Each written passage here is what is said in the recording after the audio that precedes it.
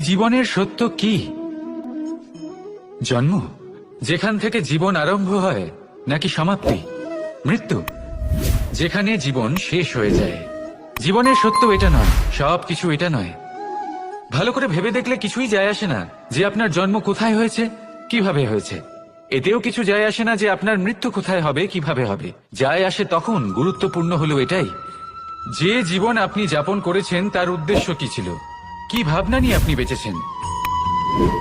এখন যদি আপনি এমন কিছু করেন যার দ্বারা এই সংসার আপনার থেকে জীবন যাপনের প্রেরণা পেতে পারে, মৃত্যুর পরেও আপনার কর্ম দেখে তা স্মরণ করে জীবনে বাঁচতে শেখেন, তাহলে তার তাৎপর্য হলো আপনি নিজের কর্মের দ্বারা, নির্বাচনের দ্বারা অমর হয়ে গেছেন। দেখুন, জীবনে দুশ্চিন্তা করা হলো বৃথা, মৃত্যুর ভয়ও হলো বৃথা। কারণ আত্মা কখনো মরে না, তাকে কেউ শেষ করতে পারে না, না কাল, না মৃত্যু,